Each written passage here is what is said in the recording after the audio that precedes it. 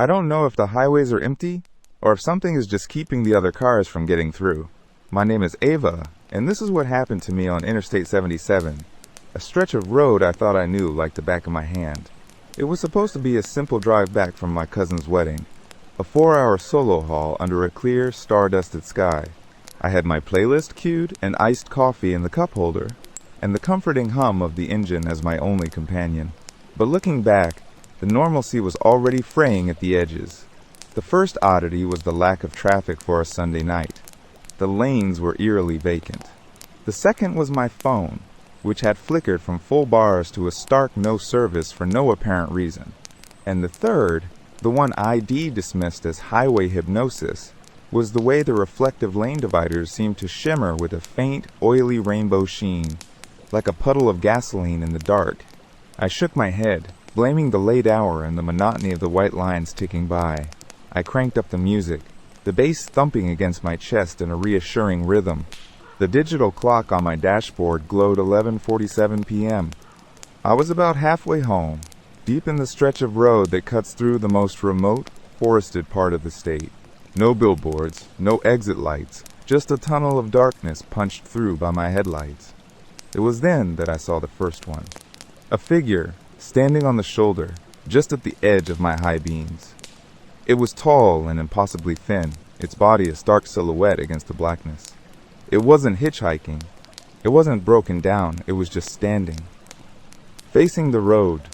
And as I shot past at 75 miles per hour, I caught a glimpse of its face. Or rather, the lack of one, just a smooth, dark expanse where features should have been. A cold jolt shot down my spine. My hands tightened on the wheel.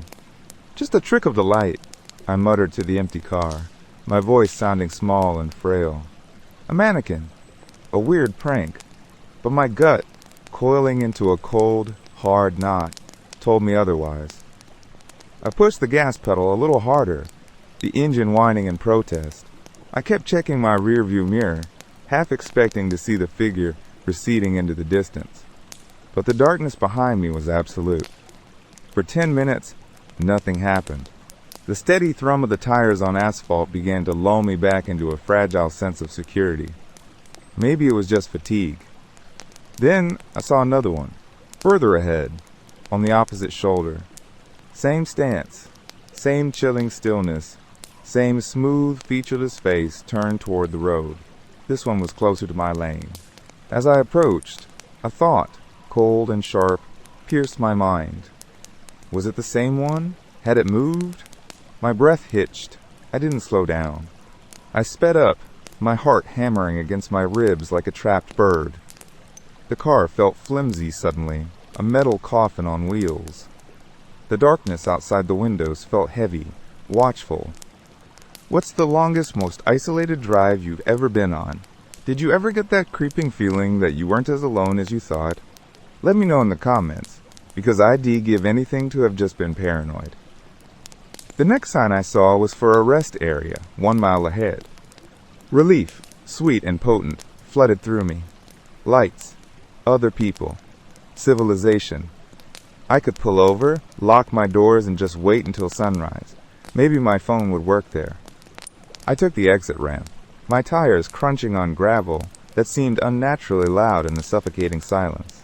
The rest area was a small, dated complex with a single street lamp casting a sickly orange glow over a handful of parked cars. My relief, however, was short-lived. As I pulled into a spot near the restroom building, I noticed the cars.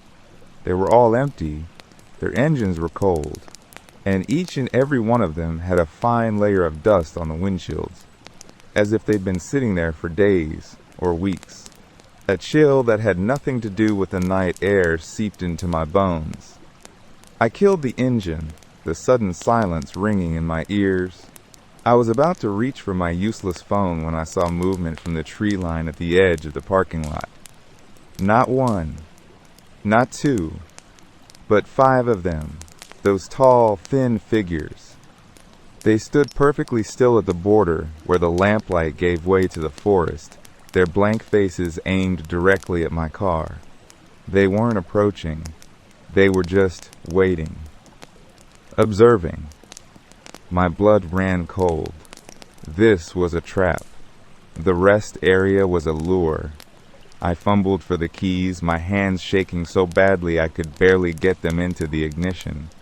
The engine turned over with a roar that shattered the quiet. I threw the car into reverse and then back into drive, peeling out of the parking lot and speeding back towards the highway ramp. I didn't dare look back. Back on the desolate stretch of I-77, a new kind of terror set in. The false safety of the rest area was gone. I was truly, utterly alone with them, and they were multiplying. I saw them every few hundred yards now, sometimes on the right, sometimes on the left, sometimes standing in the grassy median between the north and southbound lanes.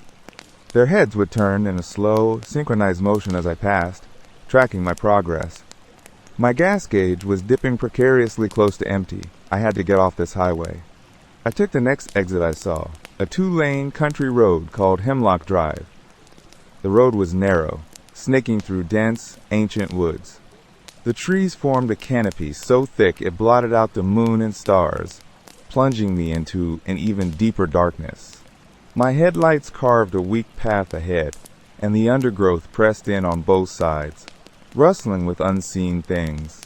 I drove for what felt like an eternity, my knuckles white on the steering wheel, my eyes straining against the gloom. I was looking for a house, a lit window, anything. Finally, I saw a flicker of light through the trees. A small, wooden cabin. A porch light was on, a single, beautiful beacon of hope.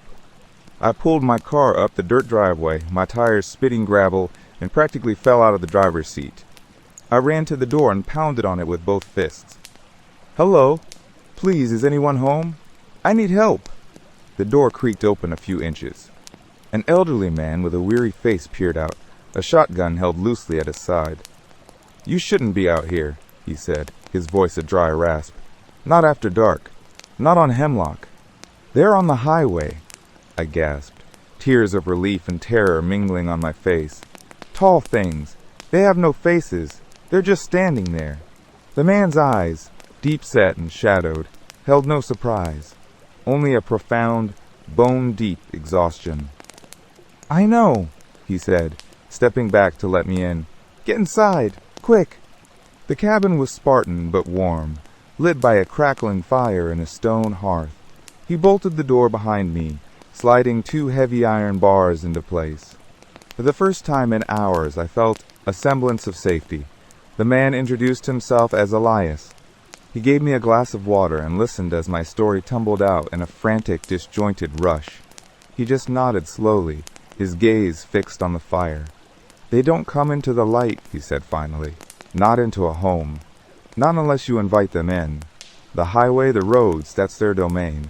They watch, they wait, they thin the herd." He explained that this had been happening for generations in this patch of the country. The locals knew. They didn't travel at night. They kept to their homes after sundown, with lights on and doors barred. "You were lucky you found this place," he said. "Most who see them don't make it to a door." I slept fitfully on his couch, jumping at every creak of the old cabin. But the night passed without incident. The sunrise was the most beautiful thing I had ever seen. Golden light filtered through the trees, banishing the shadows. Elias made coffee and offered me a sad, knowing smile. "The main road into town is just a mile east of here," he said, pointing. "It's safe to travel by day. You should go." I thanked him, my gratitude overwhelming. I felt reborn.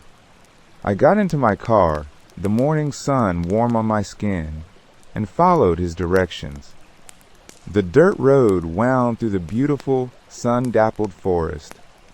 I felt the tension of the previous night slowly begin to melt away. It was over. I had survived. And then I saw it. Up ahead, the road curved. And standing right in the middle of it, illuminated in the clear morning light, was one of them. It was even more horrifying in the day its body was a gray, weathered texture like stone, and its smooth, featureless face seemed to drink the sunlight. It wasn't on the shoulder. It was blocking my path. My blood turned to ice. Elias was wrong. The rules had changed. I slammed on the brakes, the car skidding to a halt just 10 feet from it. I couldn't breathe. I couldn't think. It stood there, unmoving. And then, with a slow, deliberate grace, it began to turn its head, not to the side, like a human.